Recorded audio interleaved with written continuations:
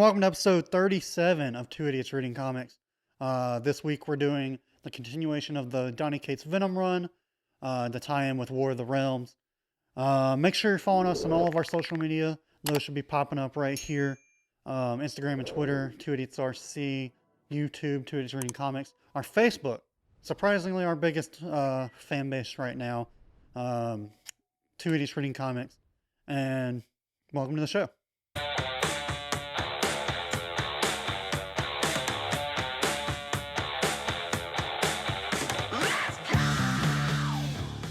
And welcome to episode 37 of Two Idiots Reading Comics. Davis. Yes. Did not have a question for you. I thought I could come up with one quick enough. How have you been, man? Doing good, buddy. Yeah. Better since the last 20 minutes ago when I asked you. Yeah. It's been a long time since we asked that question. Yeah, I know. One day we'll get good at podcasting, but it's probably not anytime soon. Hey, everybody's got to start somewhere. But this week, Venom War of the Realms.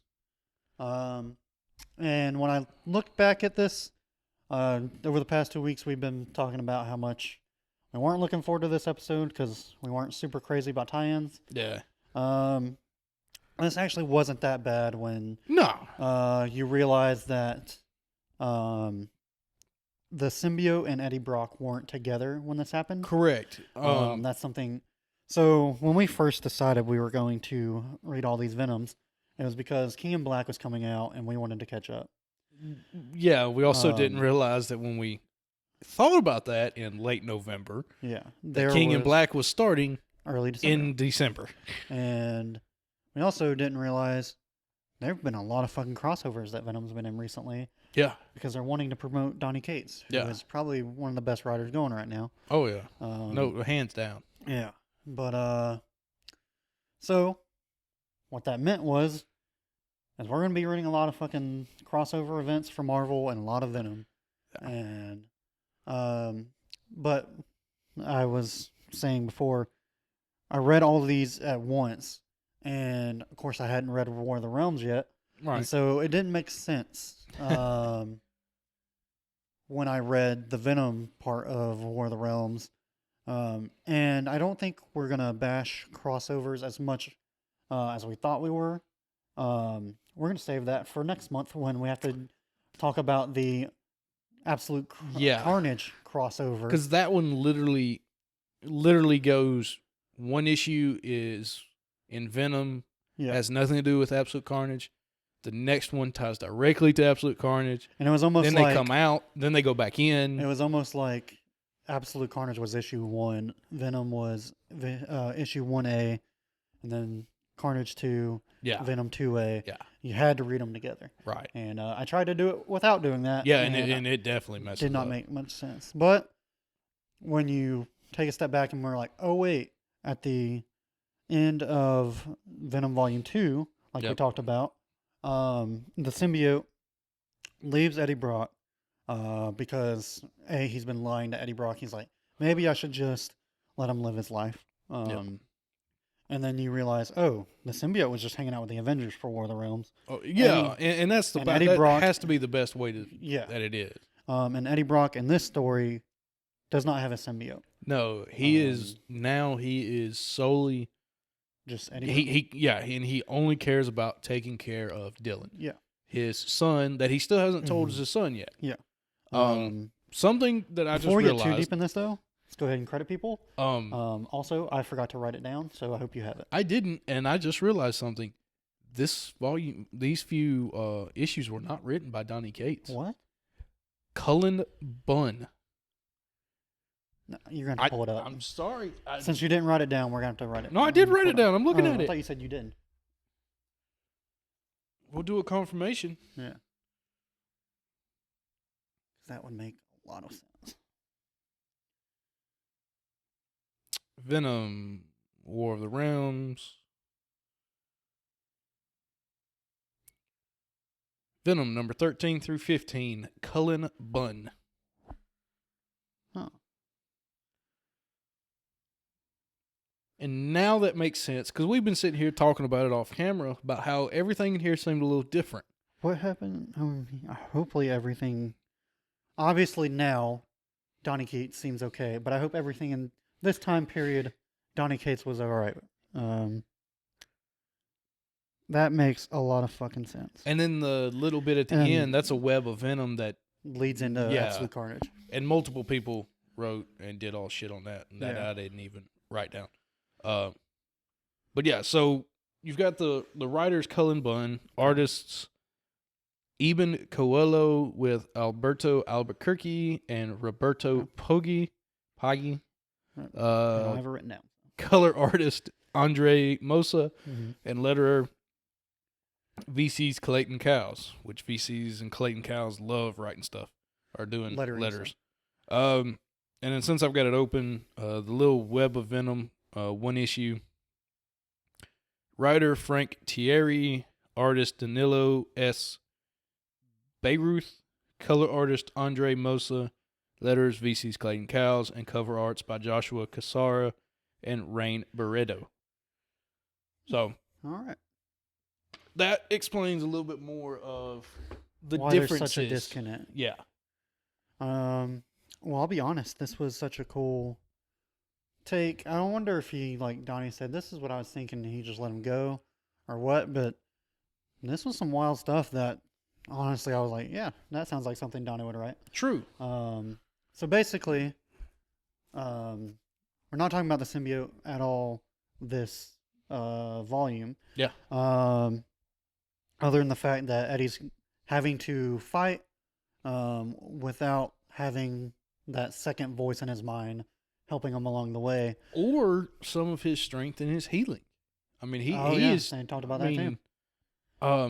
But what I liked about this and what they've kind of been hinting at is that Eddie isn't a psychopath anymore. No.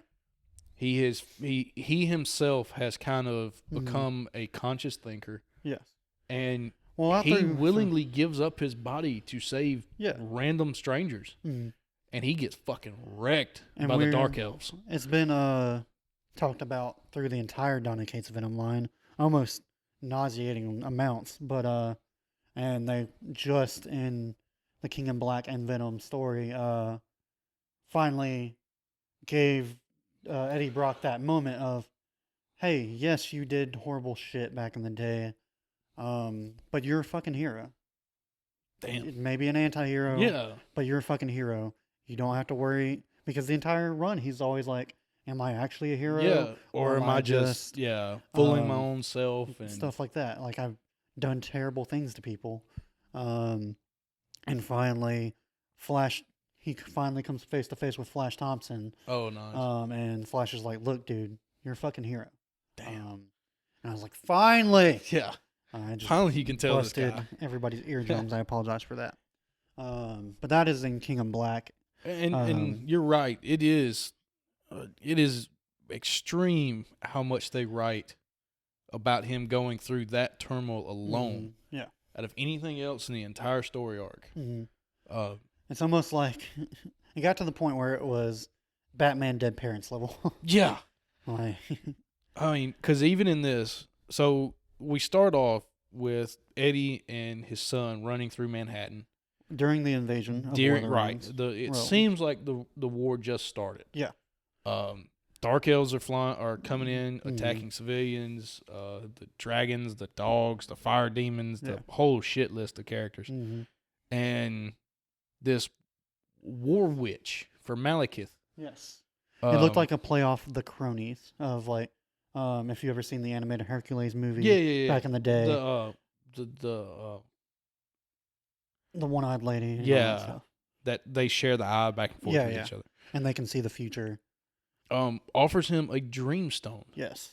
And she acts like thinking that he would fight for her. Right. Or fight for Malekith. Yeah, fight for Malekith. Because her whole thing, which you see it in War of the Realms, is they want the symbiote to fight for them. Yeah. Because they know how powerful it can be. And that was a really cool. They didn't dive too deep into it. But Malekith knowing who Null was. Right. Because he's a dark elf. He knows about all this stuff, and it's like, oh, he was the god of darkness before the elder Anything, gods yeah. showed up, Right. stuff like that, and he was familiar with the symbiotes. He seemed to know what the fuck to do with one. Right. I mean, he ended up taking the symbiote and turning it into a blade, and had some cool wings and shit yeah. like that. But the witch is trying to actually even get Eddie Yes. to even turn Eddie himself so that they can merge back with each other, Yes. the symbiote and Eddie, and fight for Malekith. And Eddie basically takes the Dreamstone so he can have a suit of armor. Yeah. And says "fuck you" and like bites her arms off. Doesn't he? Tells the witch to fuck off. Yeah. Because his first and this incarnation, is one of the coolest fucking all of the incarnations. Because his suit with the Dreamstone evolves for each like situation in the fight that he needs. But it's also now it's basically a Venom suit because that's all he's used to. But you throw in like the cool Norse mythology stuff. He had Norse runes around him. He had these weird stone spikes coming off of him. Again, bites the witch's arm off and tells her to fuck off. Yeah. But then like even on later down the road, he turns into more like a Norse like Viking gladiator type stuff. He even grows like the beard and stuff like that. The stone mask and helmet and everything. And like had a symbiote axe and stuff like that. The axe was cool. Yeah. And then his biggest villain is I mean, the whole time you're sitting there when you first read it, I was thinking, oh, it's gonna be Malekith. It's gonna be he's just gonna be fighting. He's gonna have a battle demon. with Malekith. Yeah. No, it's they gave him his own story. Yeah. Part of it is basically what happened to Eddie Brock during all this while the symbiote was getting tortured by Malekith. Right. And after the witch got basically stabbed in the back by Eddie, and the other two cronies were like, "We told you that shit wouldn't work," and she's like, "Fuck y'all, we're gonna do it again." And I think it's what they had a set amount of Dreamstones, and they're like, "Way to go, you just wasted one." She's like, "Well, this next one will work." Like, oh, okay, and she gives it to Jack-o'-lantern, which I thought was the Hobgoblin at first. Not he gonna looks lie. like the Hobgoblin because didn't the Hobgoblin throw like pumpkin bombs at people? But at least this guy, he's wearing a jack-o'-lantern head. Yeah. And Eddie's already beaten the shit out of this guy, I think, back in Volume 1. Yes. And he was the one but this was like him. a kid that just happened to pick up the suit. Yes. And again, he tries to convince Eddie, he's like, look, I'm not really him. Yeah. And he's like, fuck you, you're wearing his suit. Like, if you want to act like him, I'm going to treat you like him. Yeah. And first, Jack-o'-lantern wrecks Eddie.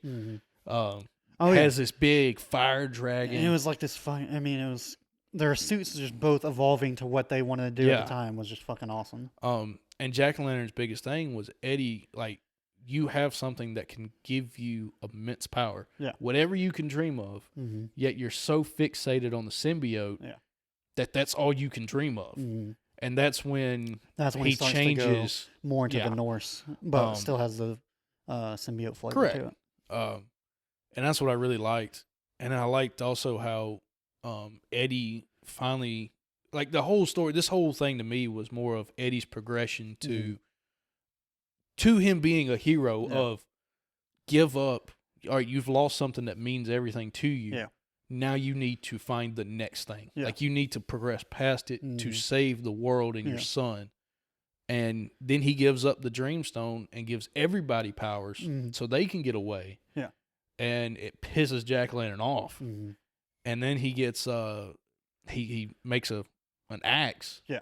But that has lightning. And to me, again, we're Norse and the whole Thor did the big thing in War of the Realms. Yeah. Is that, and Thor's also going to be a big deal in coming up, especially in King in Black. King in Black, that I like that tie-in of that's how he beat Jack-o'-lantern and beat some of the other demons around him was he made lightning to attack. Yeah. Just a cool little nod because they've been leading so hard on Venom and the symbiote to bring Null back that also Thor is going to have to come back to get rid of Null. Oh, yeah. And like we said earlier, kudos to the artists and the colorist and all that, everybody involved. Yeah. Because these suits were awesome. Yeah, they were great. They were fucking cool. The only thing I didn't care for was you get all the way to the end after the Dreamstones are taken away. Yeah. And everything's got this good, like, realistic look to it. Uh-huh. And then Eddie's back with Dylan, and it goes to this cartoony look. Did you not catch that at the end? I'd have to, like I said, I read this a long time ago, and then for this, It's I just got scrolled this. through. It's got this weird. You've got everything is so realistic looking, and then it goes to this cartoony. And granted, it might be more of, all right, he's back with Dylan. Everything's calm. It's comfortable. It might have just was in multiple artists. Because it did say 13 through whatever, didn't it? Yeah, it is So different it's probably artists. So yeah, just someone's different style. but either way, that was kind of odd. I don't mind different artists because they give their different takes on it. But for something that's in the same breath, yeah, I don't get why you change it up. think I it's understand gotta be that like artists have be their a own complete things. like family situation or vacation or stuff Or like that. contractual, you get 2 issues and whatever happens after. Yeah. It must be because that always kills me. Yeah. Of I know they don't always plan on 5 issues being in a volume. Yeah. But at least if it's in the same breath of the same story, at least just keep it the same. Yeah. But other than that, everything else was. Did you great. Did you check out the back part that was leading into Absolute Carnage at all? Yes, I read it the first time. I didn't go back and look I had at one it, other thing. So when Eddie defeats Jack-o'-lantern, yeah, the Dreamstones aren't destroyed; they just fall apart. Jack-o'-lantern says, "I dropped it. It's gone. I don't have it." And Eddie beats the shit out of Jack-o'-lantern as a human, as Eddie. And then somebody's reaching down to pick up the Dreamstone, and then it cuts to Eddie with Dylan. Huh. It's just a hand. It reaches down. I wonder if that comes back into play later. What I've read, it hadn't come back to play yet. But How I wonder far if have you gone? I haven't finished Volume 4. Which is I'm working on the Absolute Absolute Carnage crossover stuff. Yeah. So it may come in after that. I don't know. Maybe. Or it may have been somebody else completely. There is one volume after Absolute Carnage. I don't think we're going to read it. That's Volume 5. Yeah. That's what's supposed to tie into Black Knight, not Dark Knight. No, it was the one before it. It's something about him being on an island, but I think I'm sure our reader or our listeners and me personally is getting a little tired of Venom. So I think after Absolute Carnage, we're going to be like, well, we read 4 volumes of it. So 5 counting Carnage. But yes, I read the last bit. It was a web of venom.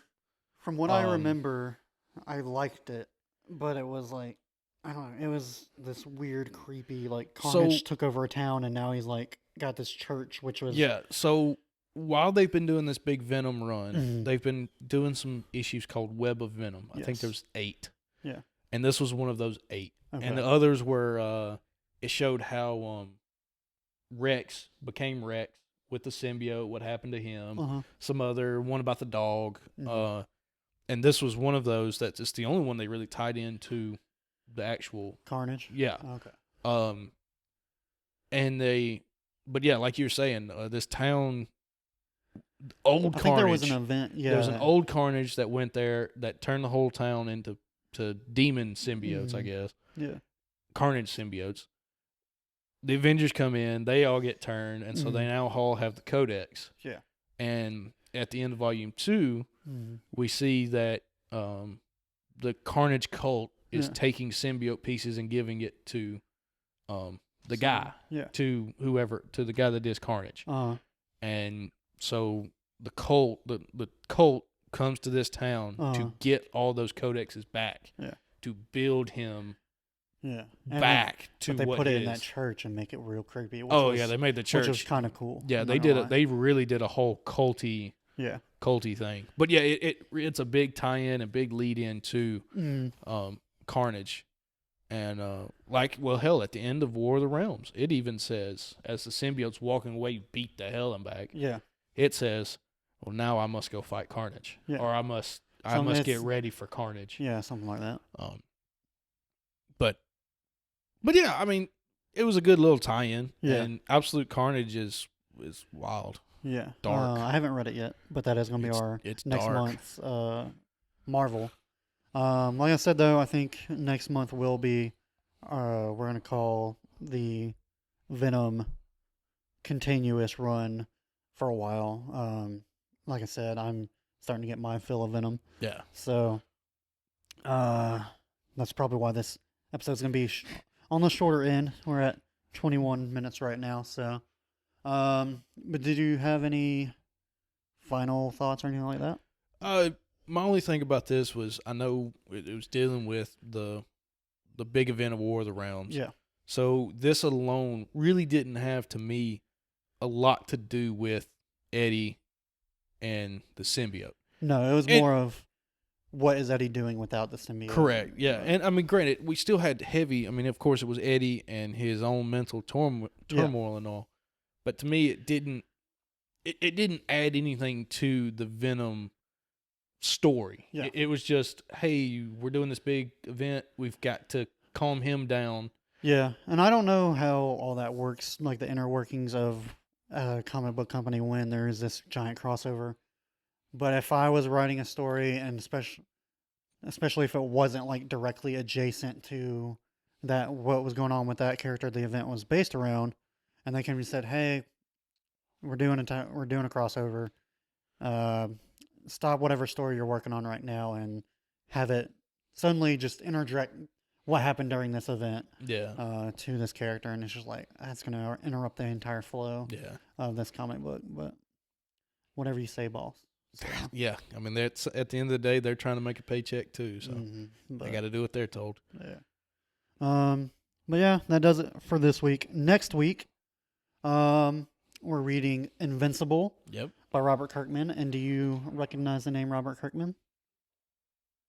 You should. No. Do you know what other very famous book he's written for Image Comics? No. The Walking Dead. Oh, shit. Yes. All right. That's the same guy. Okay. All right. But yes, we will be reading Volume 1. I think it's called Family Matters. It's some family something. Yes, Family Matters. Pleasant surprise. Nice little book. Easy breezy. Or nice little book. Yeah. Easy breezy read. So make sure you read ahead of time, and we'll see y'all next week. Bye. Bye.